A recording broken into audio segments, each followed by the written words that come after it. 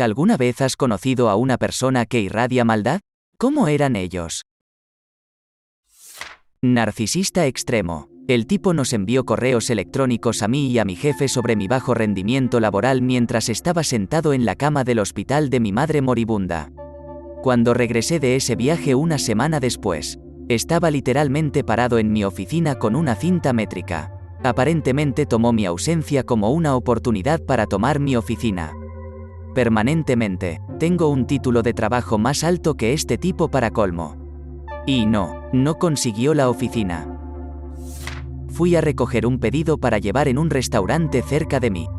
Entro y hay un tipo parado junto a la puerta que también espera su pedido para llevar. Nunca dijo una palabra, solo me miró fijamente todo el tiempo que estuvo esperando. Mi instinto me dijo que no estaba seguro. El cajero le dio su comida y se quedó allí por 1 minuto o 2. Como si estuviera pensando en una razón para detenerse. Le pidió al cajero otra orden de alitas. Le envié un mensaje de texto a mi esposo y le pregunté si podía recogerme porque este tipo me estaba dando escalofríos. Tan pronto como llegó mi esposo, el tipo espeluznante dijo, en realidad, creo que estoy bien con una docena. Disfruten esas alitas y se fue. Me da escalofríos pensar en cómo podría haber sido potencialmente asaltado o peor si no escucho mi instinto esa noche. Yo estaba en el metro volviendo a casa del trabajo una noche, tuve 1 hora y media de viaje y una transferencia. Noté a un tipo espeluznante en mis periféricos mirándome, así que me aseguré de mantener mi atención. Unos 45 minutos más tarde me trasladé a mi tranvía. Un viaje de 25 minutos para irme. No lo había notado en absoluto hasta que me senté. Estaba sentado 4 filas detrás de mí. Cuando fui a llamar a mi parada, él comenzó a levantarse, así que rápidamente decidí no bajarme y fui al frente del auto. En la siguiente parada, parecía que estaba esperando para ver si me iba a bajar, así que simulé salir y, afortunadamente, se bajó. Salté de nuevo al interior del coche y miré hacia arriba, cuando la puerta se estaba cerrando. Me dedicó la sonrisa más espeluznante y aterradora que he visto en mi vida y me saludó. Tomé ese tranvía hasta el final de la ciudad y me pedí un taxi. Confía siempre en tus instintos. Hace años estaba trabajando en un proyecto de mural con una organización sin fines de lucro. Parte del concierto era un día a la semana para enseñar arte a niños de 7 a 12 años. Había un hermano y una hermana de 8 a 10 años en un grupo. El hermano intimidaba a la hermana sin piedad. Ningún otro niño se le acercaba. Todos sabían que era un problema. Separamos a los dos, pero una vez que te volviste de espaldas, él volvió a golpearla e incluso a morderla. El colmo fue cuando tomó un lápiz recién afilado y de frente la apuñaló en la mano. Había gritos, llanto, sangre por todas partes. Llamaron a los padres pero insistí en que la llevaran al hospital ya que el lápiz estaba a la mitad su mano. El hermano no tenía remordimientos e incluso tenía una sonrisa en su rostro. Sus ojos eran muy oscuros y parecían muertos, como en los programas donde muestran una foto de un asesino y la gente los describe con los ojos muertos. La ambulancia llega cuando llegan los padres. Claramente no es la primera vez que sucede algo así, debido a que no completaron la actividad que la organización sin fines de lucro quería que los dos regresaran la próxima semana. Me negué rotundamente, lo que causó un gran problema. Puse mi pie en el suelo y no cedería. Les dije que ese niño necesita ayuda y también la hermana. Más tarde me dijo el coordinador que el año anterior le tuvieron que quitar los dibujos porque hacía dibujos de niños sangrando y dibujaba animales muertos. ¿Cuántas señales de advertencia necesitas? Ese niño necesita ayuda. Hice una evaluación clínica de un sádico sexual que había matado a varias personas. Se masturbaba en un cadáver y disfrutaba lastimando a la gente. Tenía esta energía nerviosa y emoción hablando de eso que era escalofriante.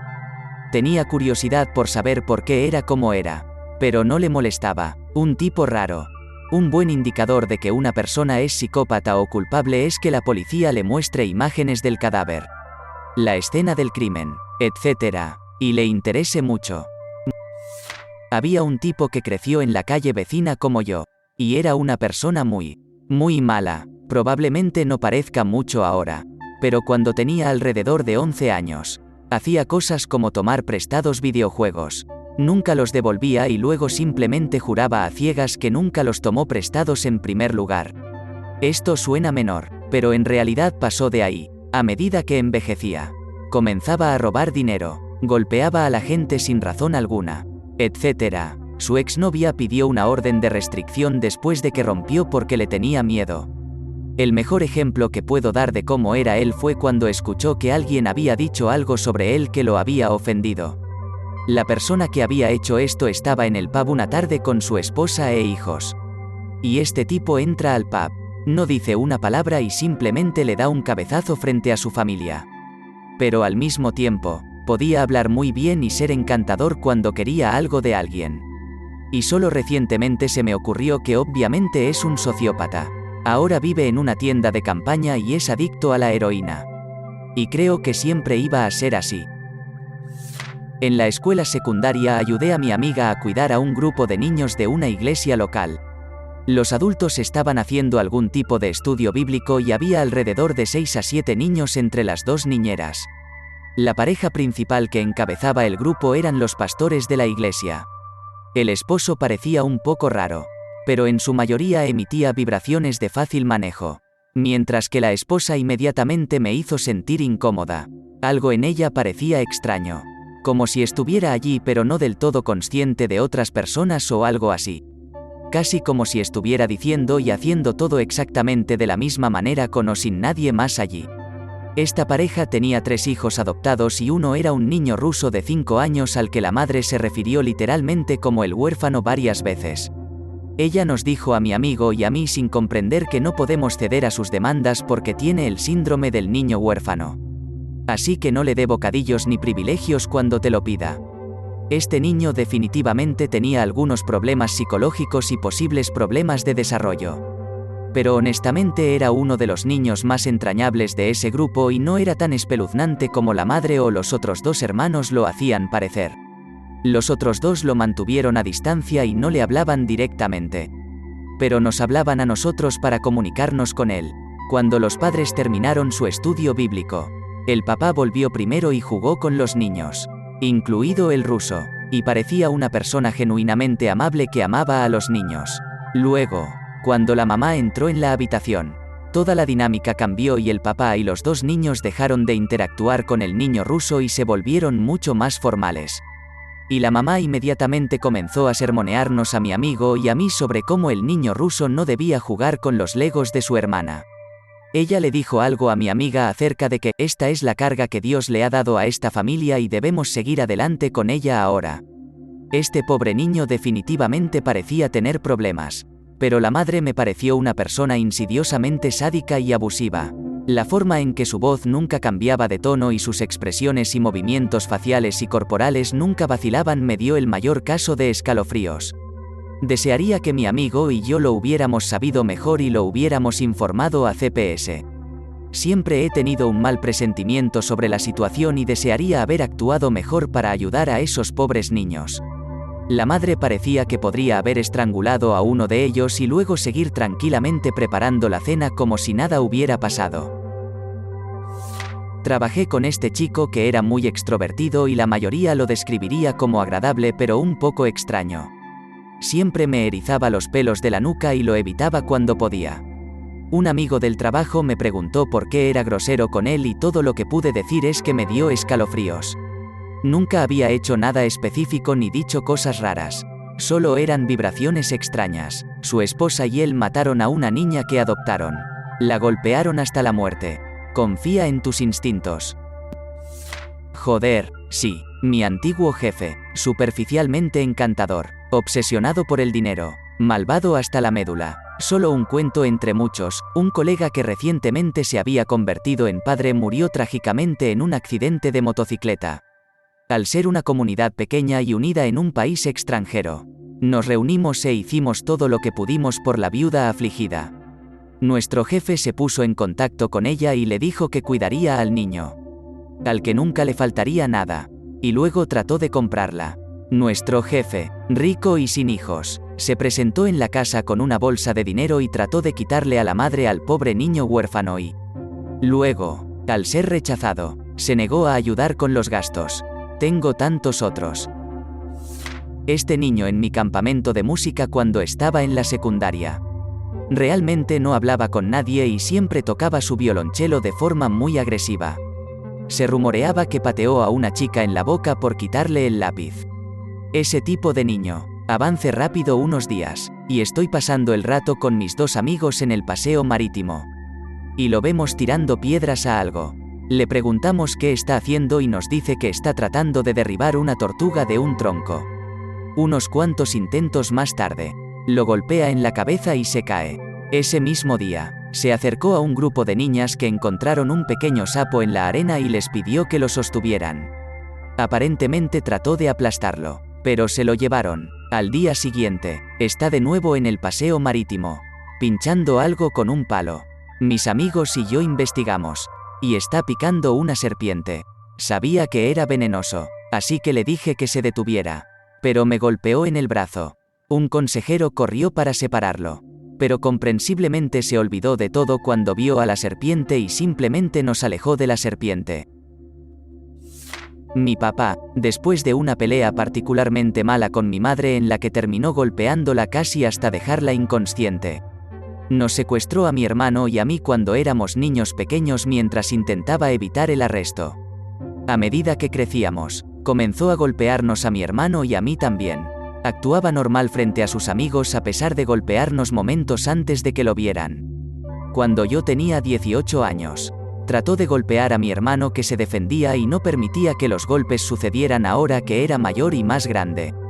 Y cuando mi papá comenzó a perder la pelea, rompió una botella de cerveza contra una pared y trató de apuñalar a mi hermano.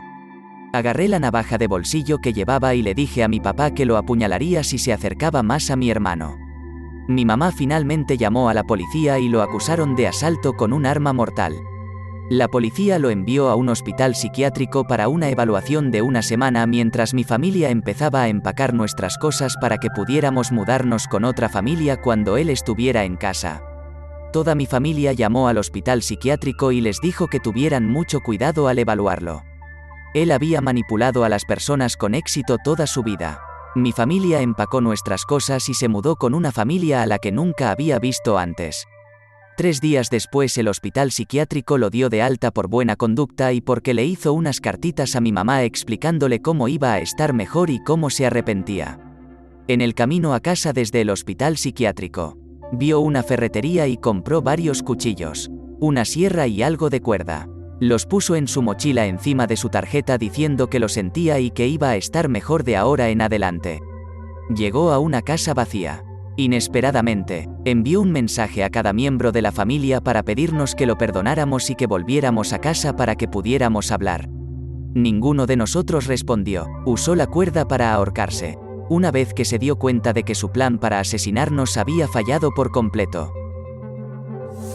Trabajo en una escuela. Conocí a un niño de jardín de infantes cuyos ojos eran simplemente sin alma. No era bullicioso como los otros niños. Tranquilo y estable, pero siempre pasaban cosas malas a su alrededor. En 3er grado fingió la escena de un crimen en el bosque detrás de la escuela y llevaba a los niños allí para asustarlos. En el grado 10 hubo historias de él planeando un tiroteo en la escuela. Fue expulsado y acusado, pero creo que ahora se retiraron los cargos. Nunca me he sentido cómoda con él en la habitación. Todavía es menor de edad ahora. Me preocupa cómo será de adulto. En todos mis años nunca he conocido a un niño como él. Probamos varias intervenciones sociales a nivel escolar. Era bueno dando siempre la respuesta correcta sin ninguna respuesta emocional.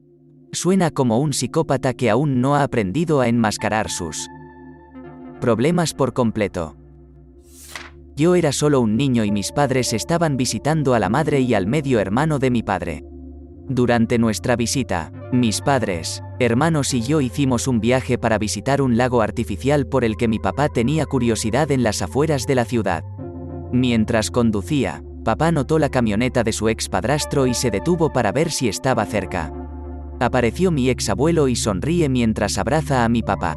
Nunca había conocido al chico, pero había oído hablar mucho de él y sabía que él y mi abuela se habían divorciado durante varios años.